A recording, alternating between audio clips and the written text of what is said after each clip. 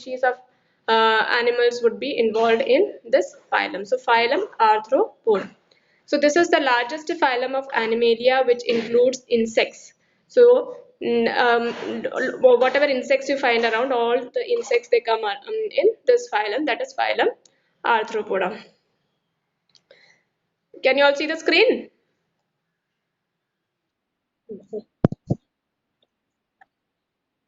Okay, okay.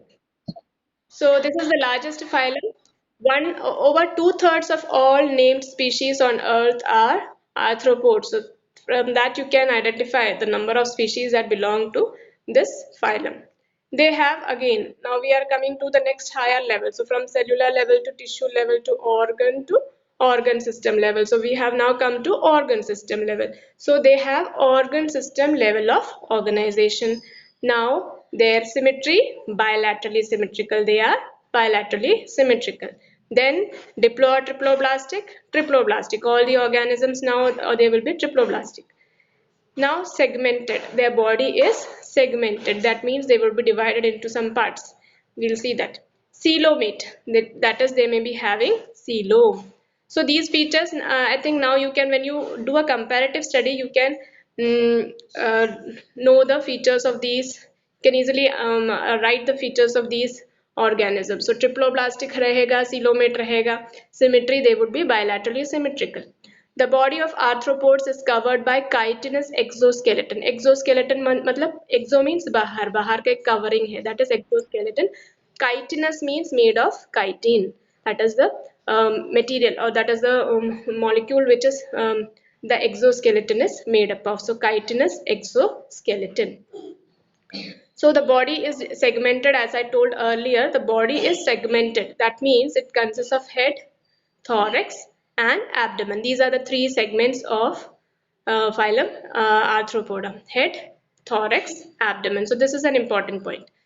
So whenever you suppose you are asked to write the features of any phylum, remember ये नहीं कि एक first अगर 5 points बोला और first point लिख रहे हो कि they are the largest phylum, second लिख रहे हो they are bilaterally symmetrical, third triploblastic, fourth coelomate, हो गया 5 points. No, you try to include all those in one point, and the main features, you should write the main features. That is, they are having joint legs, they are having head, thorax, abdomen, they are having that.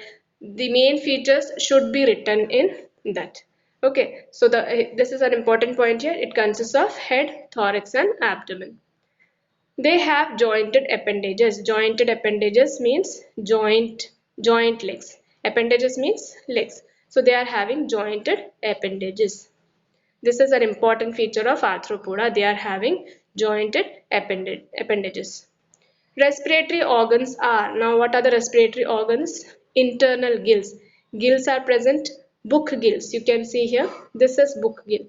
It looks like this. Book gills. Book lungs. Book lungs. This is the section of book lungs.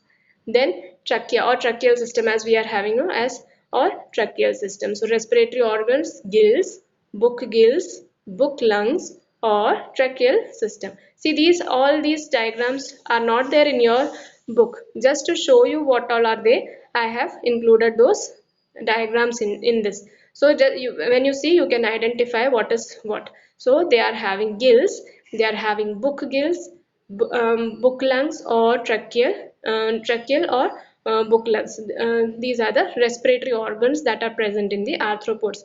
Some may be having some. So all, it is not that all are present together in one organism. Some arthropods will be having book gills, some may be having tracheal system, like that. Circulatory system is of open type. So what is open type of circulatory system? What is open type? Tell me. Yes, good. So the blood is directly flowing through to the cells. There is no vessels and all. Arteries and vessels are not there. So the circulatory system is of open type.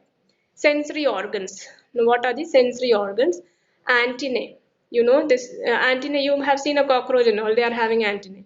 Antennae. Eyes. They are having compound eyes. Compound eyes, matlab small eyes together. That you can say that's a compound eyes. So sensory organs like antennae, eyes may be compound and simple. Both may, some may be having compound, some may be having Simple. Statocyst. You can see this is statocyst. This one. That is the part which help in balancing them. Like our ears. Our ears help to balance our body. Same way, statocyst is the part which help them to balance their body. So statocyst or balancing organs are present. Excretion. Now, how excretion take place? Through Malpighian tubules. Like we are having kidney tubules, they are having Malpighian tubules. See here, this is the Malpighian tubule. So their excretion takes place through Malpighian tubules. They are mostly dioecious. What do you mean by dioecious? Dioecious means yes, the sexes are separate. Male and female, yes, would be different. So that is they are dioecious. Fertilization is internal. What do you mean by internal fertilization? Internal fertilization means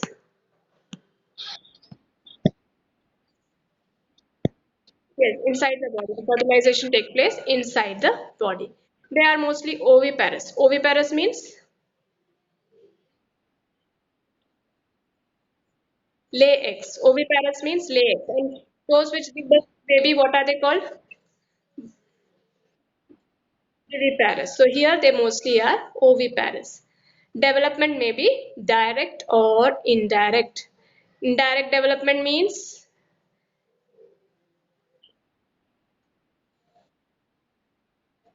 yes, Gayatri. No, no, indirect development. Indirect, yes. Okay.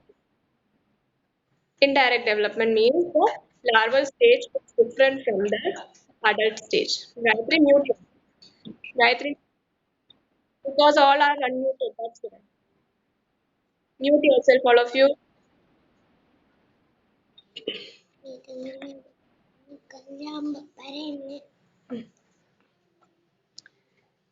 Indirect development means the larval stage is different from the adult stage. The larval morphology of the larval stage would be different from the adult stage. So that is indirect development.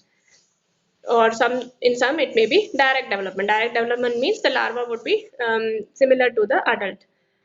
Examples of arthropods. Some economically important insects are there. You know honeybee.